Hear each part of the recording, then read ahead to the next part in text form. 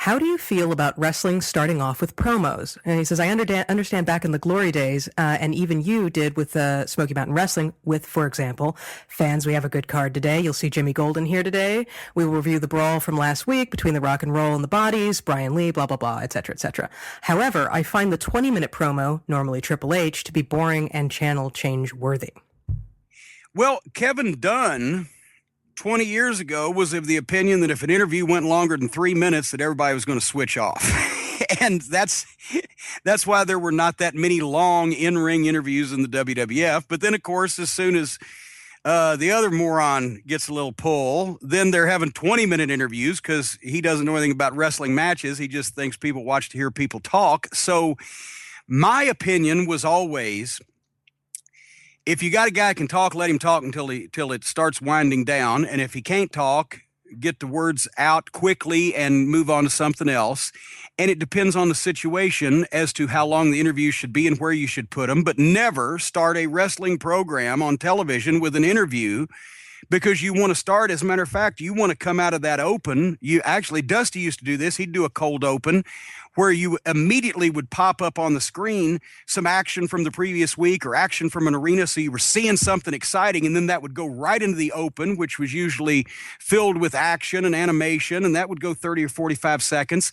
And then you would come out, and I, even after a while, quit doing the announcer stand-up for 30 or 45 seconds. Here's what you're going to see tonight, which we call the billboard of the show, and then go to the ring. I would start out of the open with one of the wrestlers already making his entrance with the music and the people screaming, and I would do the voiceover when I was in OVW and I was doing the announcing. Hello, Kentuckiana, and welcome to another exciting edition of Ohio Valley Wrestling, where tonight, for the OVW Heavyweight Championship, you'll see Nick Dinsmore defend against the Machine. You'll also see tag team action and a special word about the upcoming Six Flags Kentucky Kingdom event. But right now, let's go to the ring. Boom, you've got them. They're hooked. They've seen action. They've seen excitement.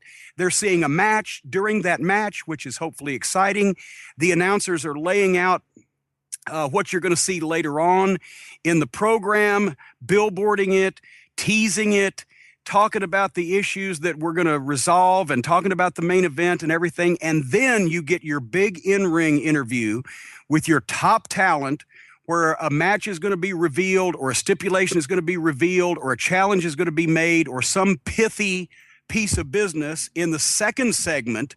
So then you can come back in the third segment with a match, and while the people are watching the action going on in the ring, you can talk about and follow up the information that you've just imparted to the people. And you keep doing that, breaking it up through the entire television program, so you don't have two interview segments back to back, or possibly more than 2 or 3 wrestling segments back to back before you get a little talk in there. But you got to spread it out. But since the people who run professional wrestling these days are not in the wrestling business, they're in the sports entertainment business, they think that all people want to do is hear this goddamn soap opera, contrived, choreographed bullshit that the comedy writers that have been hired that wouldn't know wrestling if it bit them on the ass have scripted so carefully so that their words can be brought to life by these wrestlers. The talent sells the fucking tickets. The writers are supposed to compliment the talent. Instead, the talent is out there trying to jump through hoops while they're on fire, giving out all this goddamn verbal effluvia that the fucking wrestlers, or that the writers have saddled them with. And that's why you get 20-minute promos in the opening segment.